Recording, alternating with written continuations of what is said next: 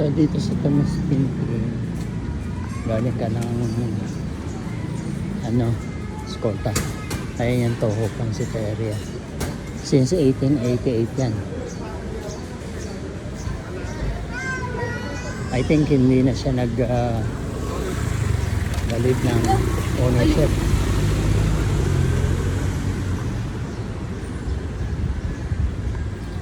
Ang niya, ang may-ari yung mga kaapo-apo ang kumbaga. Dito sa Tomas Pinpin, meron din mga rito, mga old Chinese restaurant na ilang beses na rin mga nagsalin ng taga-ari. Tayo sa loob.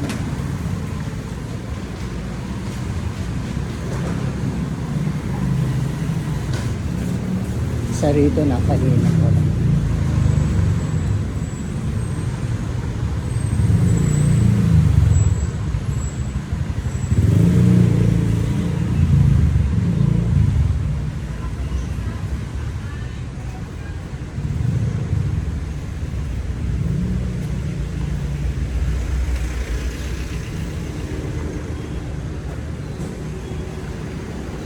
Sabihin mo Padilla. Yun yung Gandara. Ito. So, Gandara and Tomas Pinpin. Yung quick snack. Dito siya bubuksan. Sa Jose Tan Eco Building. Marami na naghihintay niyan. Ayun o.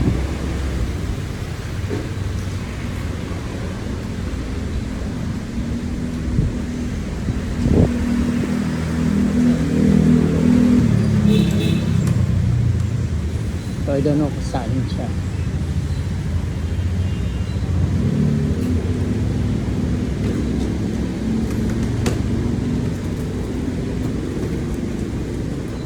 Tanongin natin yung guard.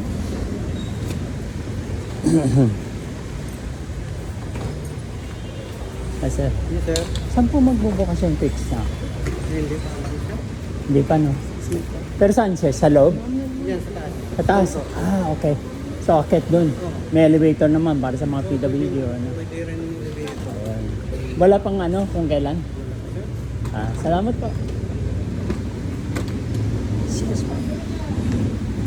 So, yan. Nakita nyo na. Katapat lang siya nung police station ng Gandara.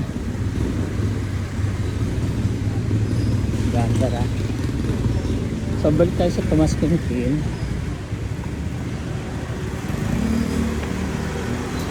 Diretso na tayo ang team. Mainit na eh.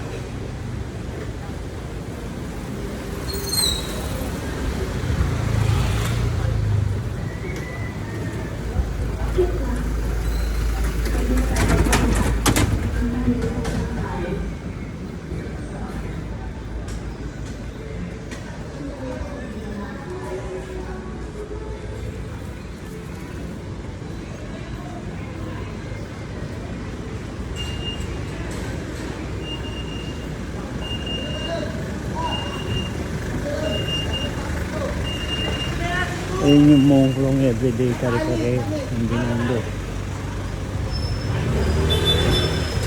So sa Pinpin pa rin ito. Ayun no.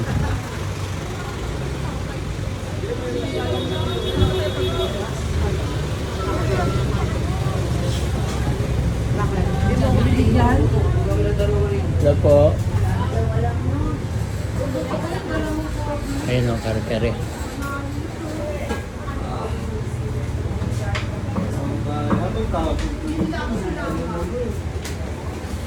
Ma'am Bridget po.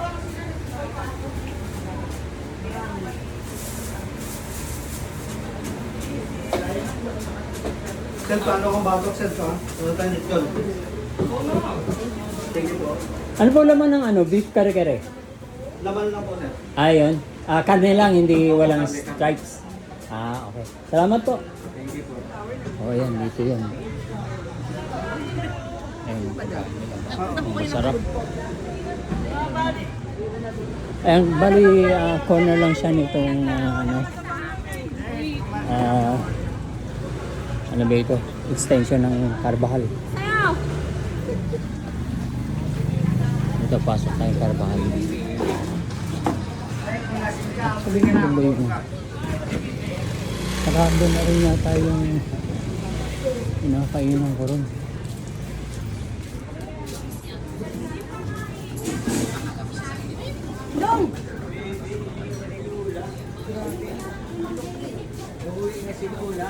Iyak na siya, oh. Iniwan na siya, oh.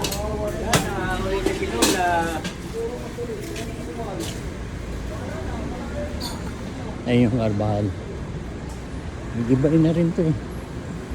Ayun, nasunog. Nasunog daw yung Holland. Pero nilipat na yun dun sa kabila. Pati yung N3 ba yun? O 3E.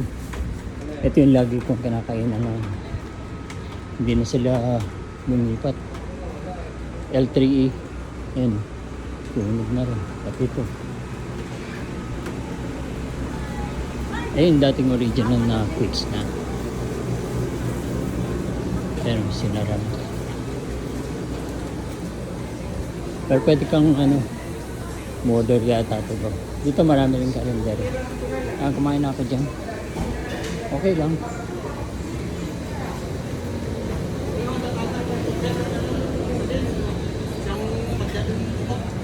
So, yan. Tapos yung mga hotpot na ingredients. Yan dyan. Mga muna. Ito yung poheng. Yung fresh milk yan. Yan.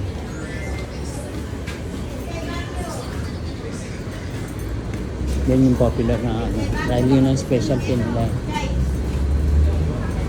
And then of course ito yung Launiyang restaurant. Mga noodle, dim sum. Tapos dito yung mga fruits. Ito, paminsan-minsan meron dito yun. Halo-halo. Tsaka malamig yun. Nangalam pag wala ng tao. So, paglabas natin dito mula Titin, ito na yung Titin Paredes nito. Ayan ang Carvajal. So, sa Titin Paredes, marami na rin bago. Nandito nga pala yung Sincerity. Isang OG na rin yun.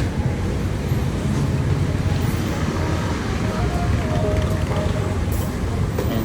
Sarap din yung medyo. Itong noodle buffet na to, ilang beses na nagpalit ng pangalan yun. Ayaw kita mo, Dansho Beef noodles natin. Shepherd naman niya yun ang pangalan. Katabi siya ng maliit na dito. Tapos right across, ayan yung Sincerity. Masarap ang chicken dyan. Tapos andun yung Pacific Mall. Andiyan, meron din mga kainan pero parang halos sarado na rin yan. Kaso parang may kilala yata siya. So, darang ko lang kayo.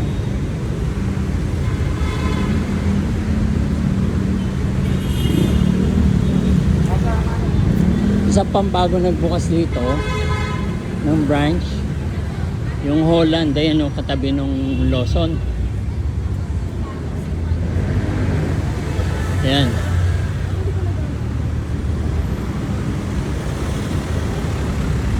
Meron silang doon yung original na nilipatan nila. Malamang kung Yuchenko yata yun. So dito, yung Poland. Dito ako bumibili ng lumpia, fresh lumpia. Dito ang favorite kong fresh lumpia. Sa ayan nga yung mga ayun. Daming tao ngayon. Standard siya. Nabawasan kayo. Ay, basta. Nag-enroll ako sa inyo one time last year. Kaso bumalik ako ng Canada. Ayan, Bumalik na. Canada. Nakita na tayo sa tropical one time breakfast. Oo, oo, oo. Talagang kahit saan nakikita kayo. Thank you, thank you. Yeah.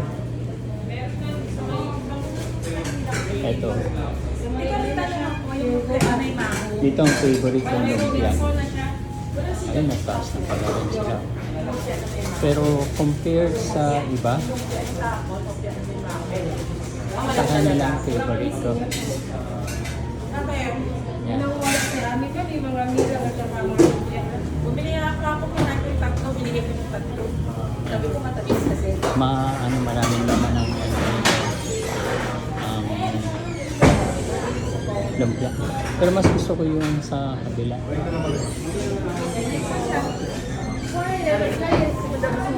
So ito, dito yung Pacific Center.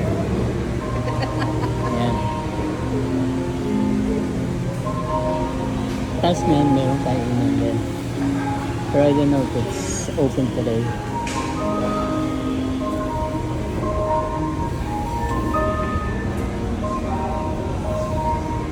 Sa taas yung medyo upscale seafood restaurant. Dito, this is supposed to be a food court. Kaso lang, hindi naman talaga puntahan ng mga tao. Ayun lang, may mga nagpupunta lang dito, yung mga bata na nag-aaral. So here, ayun yung Lam Dynasty.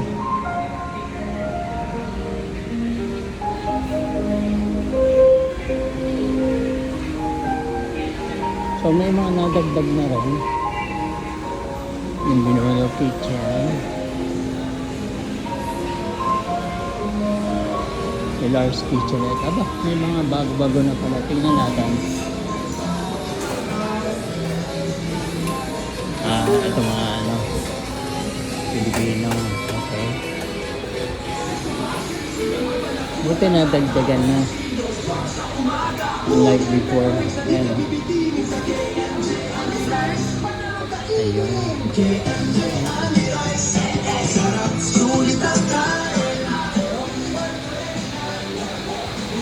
Malaki rin yung sitting area nila.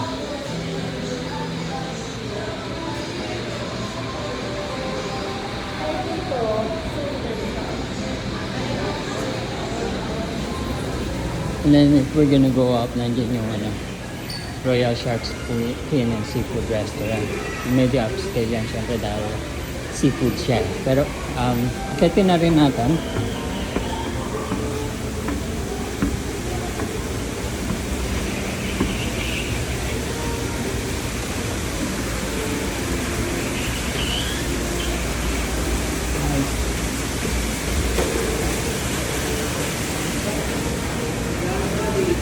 Ano oras sila nagbubukas? Bukas na. Okay. Thank you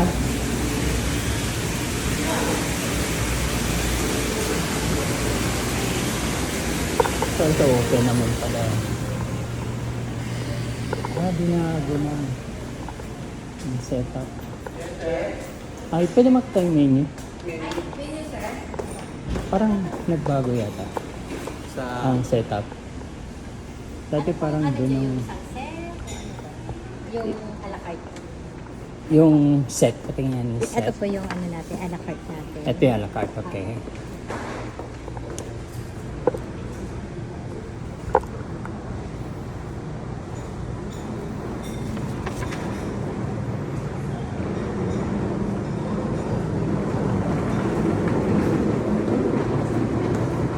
Ayan yung nila rito. Ano nga ba specialty niyo? Yung po, may soya cake Sa tayo. seafood? Meron, yung po natin, yung seafood po natin. Okay. Ito pa yung sauce. Ito yung cheapo. Ito medyo expensive. Ay, pure, no. Pero pang ano yan, hindi pa. Gusto nyo, sir, bigay ko na lang po sa inyo. Oh yeah, please. Yeah. Bigay ko na Kasi lang po mag-isa ito. lang ako ngayon. Tsaka ka-lunch lang. Meron tayong dim sum, sir. Pang solo. Pang solo. Ito Opo. pang group eh. Yan.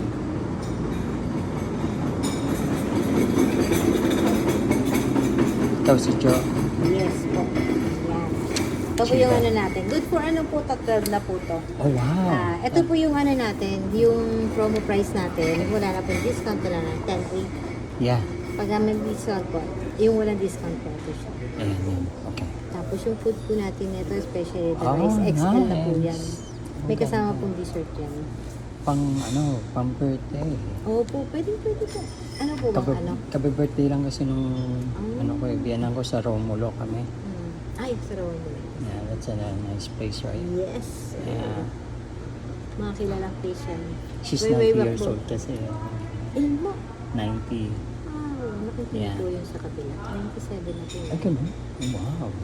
Nagulat Grabe, na no? ako. Akala ko mga 80 plus. Yeah. Gulat ako. Ha? Sabi ko, 97. Yeah. Nagulat pa po. Madalas ako sa yung Romulo sa Alabang. Pero Mm. yung Royal dito lang yan, right? Dito lang po. Yeah, Opo, oo, dito lang po. matagal na yun, no? Opo. Kala nga po ng iba, sarado na eh. Kasi di ba Yeah. nag-pandemic? Mm. Nag-ano nga po kami, nag-ikot na kami dito. Oo. Nag-ikot kami dito, nabili kami ng Yeah, that's nice. para ano Ah, sige, daling ko yan. Para, Bibigay ko na po to sa inyo, next sir. time. Ito and this one. Ah, sige. Yeah. Gusto mo yung sticker ko, sir? Oh, yes, please.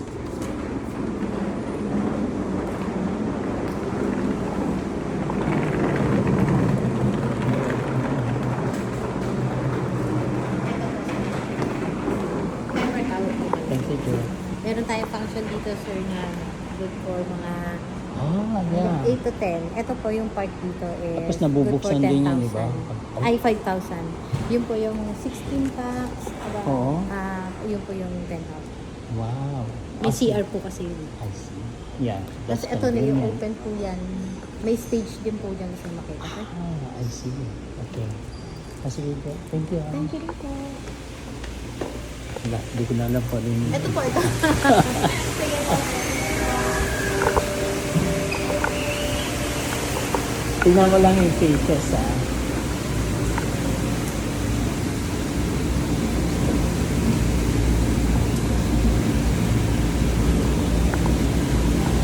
Thank you. So, ayan yung Royal Shark Skin Seafood Restaurant. I mean, their price is not really expensive. For 12 persons, ang promo nila is 10,800 for that. Tapos ito, iba-ibang set eh. So, that's good though. Okay, nice to know.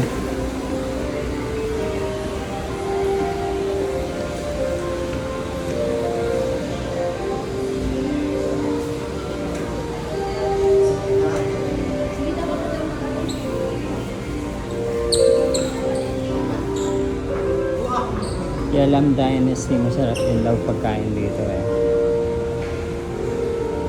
Meron silang seafood. Of course, it's not as expensive. Pero kung tutusin mo, if you're gonna look at that, 480 for solo, right? Isang ano lang yung menu lang. Eh samantalang ito set na ako.